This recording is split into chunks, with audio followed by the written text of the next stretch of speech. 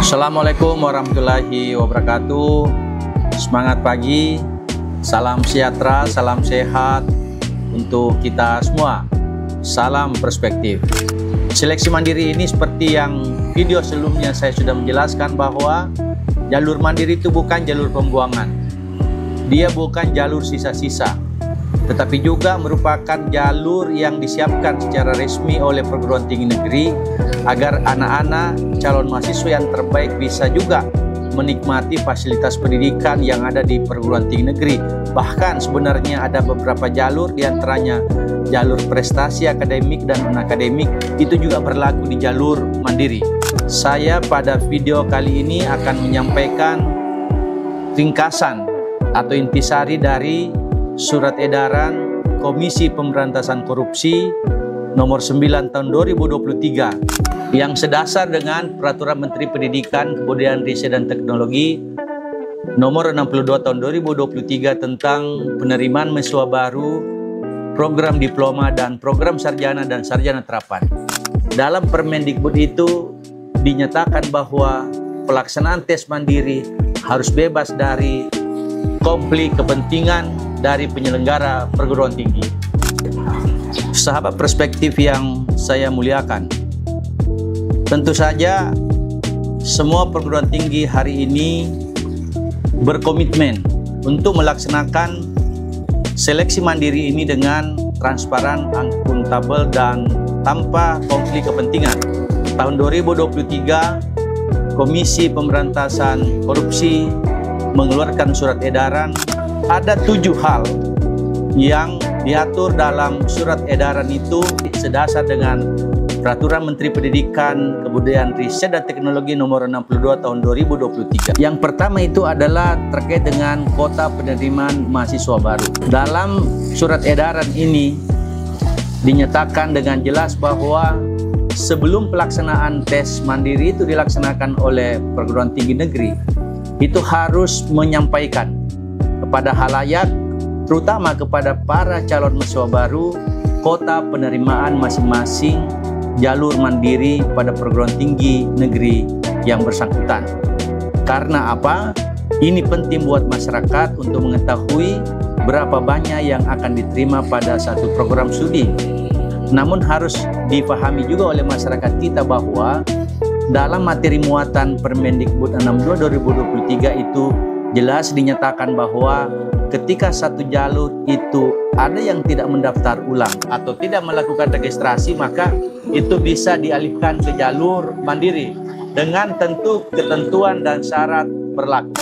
Aspek kedua dari surat edaran KPK ini adalah kriteria kelulusan. Pada setiap perguruan tinggi negeri itu harus memuat di web masing-masing seperti apa kriteria kelulusan yang akan diterima oleh para mahasiswa pada tahun ini.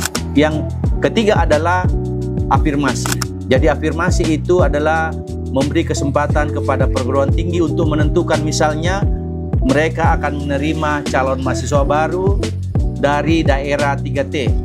Mereka akan menerima mahasiswa baru dari anak-anak kita yang secara akademik memiliki prestasi bagus tetapi secara ekonomi kurang mampu.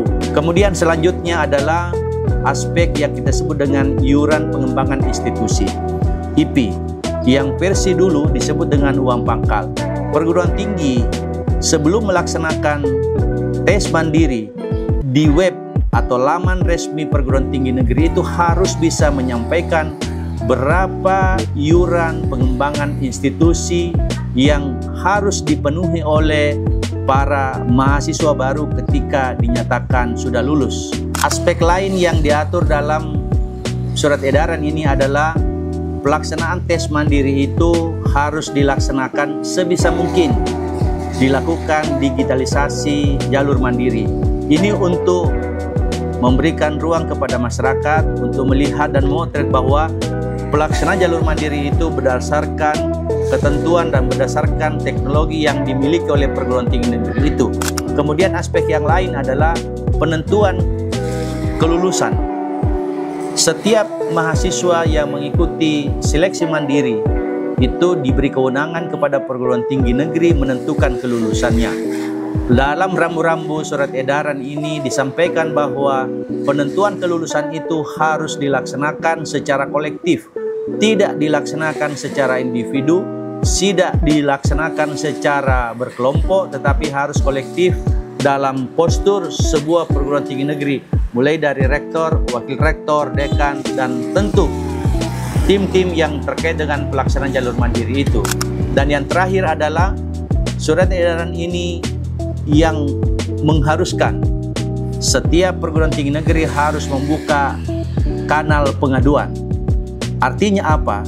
Bagi masyarakat yang tidak puas, bagi masyarakat yang merasa ada kejanggalan dalam proses jalur mandiri ini, bisa menghubungi kanal pengaduan setiap perguruan tinggi negeri masing-masing untuk membuktikan bahwa pelaksanaan seleksi mandiri ini betul-betul transparan, akuntabel, dan larangan konflik kepentingan.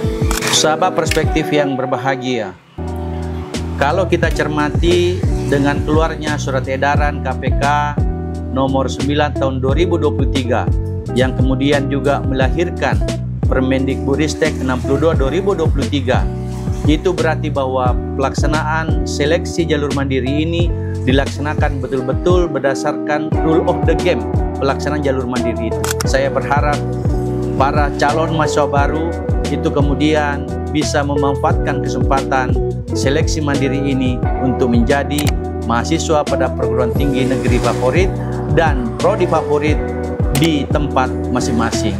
Wabillahi taufiq wal hidayah. Assalamualaikum warahmatullahi wabarakatuh. Sukses untuk mahasiswa.